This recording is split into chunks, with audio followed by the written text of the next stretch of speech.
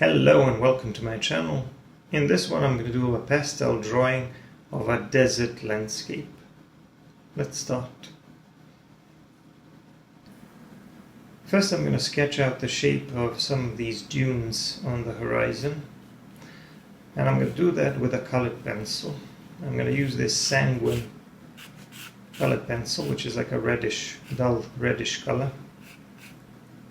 And the reason why I'm doing that is because I need to know how much of the scene will be the sky and how much of it will be the sand. So about 1/3 of the scene will be the sky. And first I'm going to do that. And I'm going to start with this light blue pastel. I'm going to use Koh-i-Noor soft pastels and Koh-i-Noor pastel pencils. I'm starting with soft pastels first, and these come in sticks like these. You can of course break them if you are more comfortable working with a half stick, or maybe to create certain effects or to draw certain shapes and you break them off. But most of the time it doesn't really matter. So first I want to cover this top portion of the paper with blue pastel, and at the top I'm going to use a slightly darker blue pastel. I want to create a bit of a gradient where the sky is a little bit darker at the top and getting a little bit lighter near the horizon. The surface I'm working on is a UART 800 sanded paper. That means it's an 800 grit. It's a fine sanded paper. That's an artist quality sanded paper that's suitable to work with pastels and colored pencils, but it's better with pastels, obviously. You can see here that I needed to put down a little bit more material before I started blending.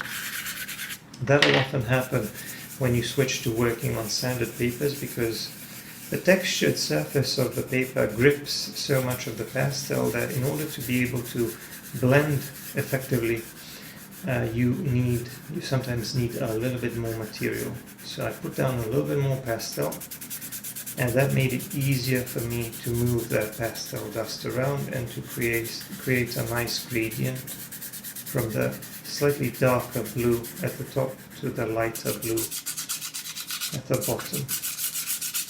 Here I'm adding a little bit more of that darker blue at the top.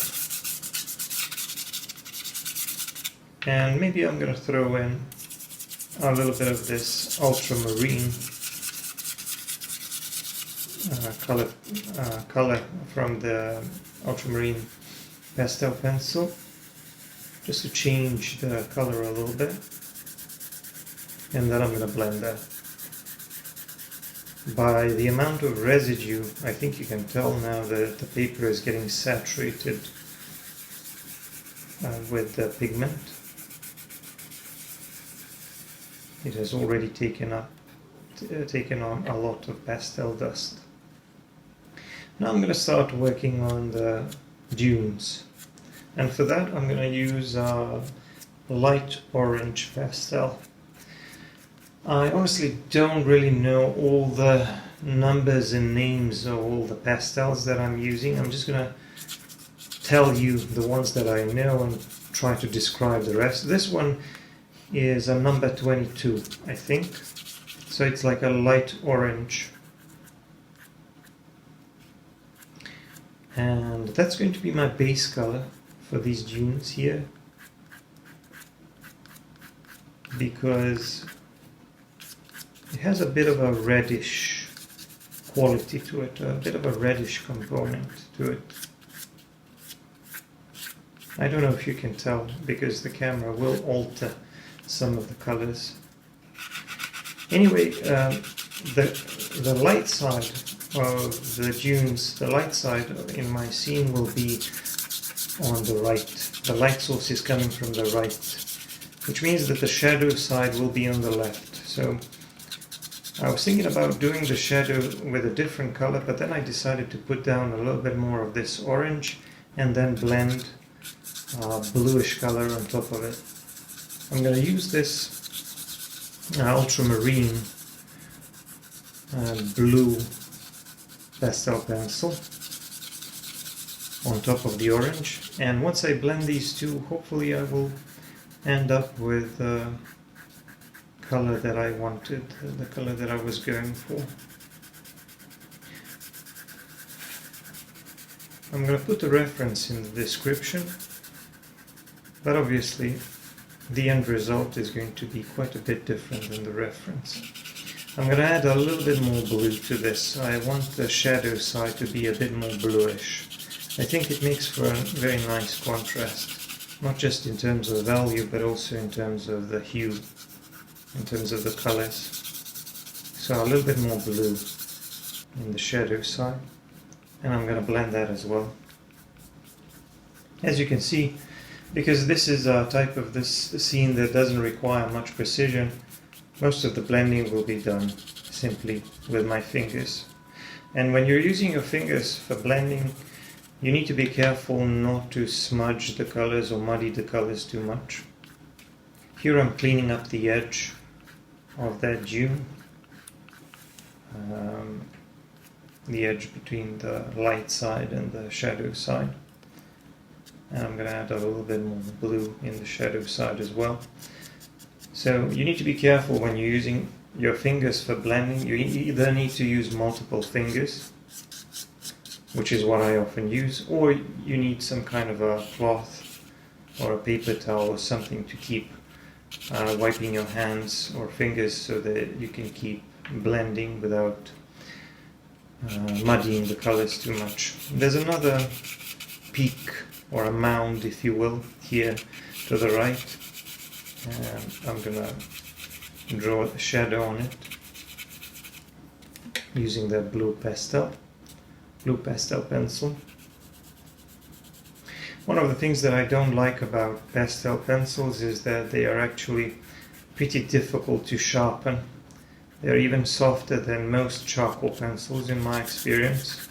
So if you don't have a really sharp, brand new sharpener, they can break every now and then. The way to prevent that, like I said, is to use a brand new, very sharp sharpener with a blade that works really well. Because when the blade gets dull, that's when the breakage is a lot more likely to happen. I used a lot more of this light orangey, reddish orangey color for the rest of the scene, but I'm going to be throwing in some other colors as well. Now you can see a very nice contrast I've achieved between the light side and the shadow side of that dune in the middle. That's the central element of my landscape, and I like the contrast between both the light side and the shadow side, and the dune and the sky behind it. Now here in the foreground I'm going to start adding some slightly darker and slightly warmer colors.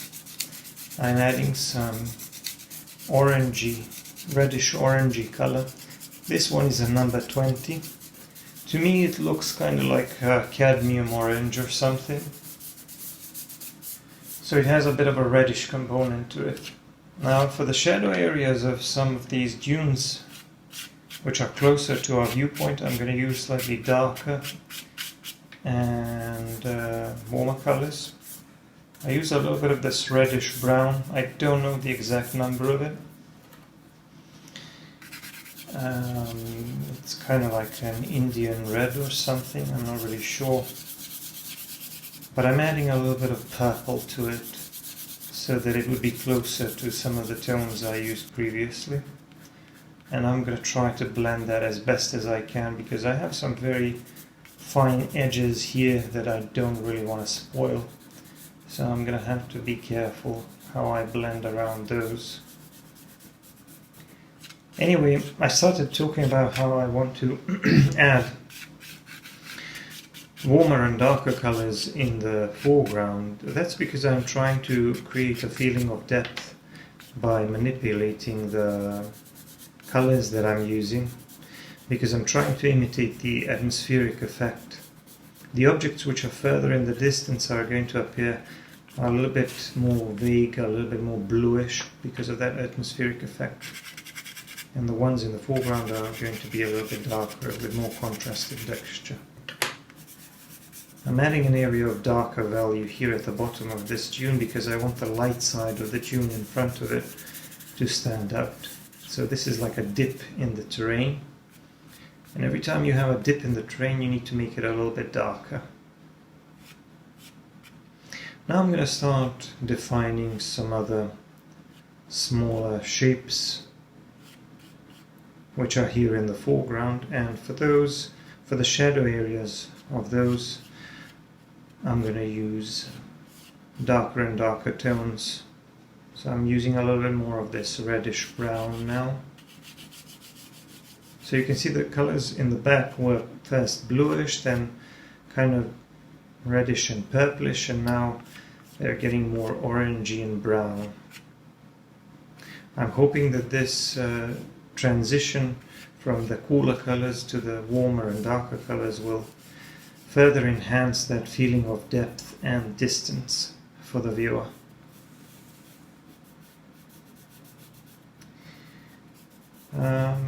A lot of this is kind of blurry, and I will refine it a little bit, but not too much. It doesn't have to be perfect.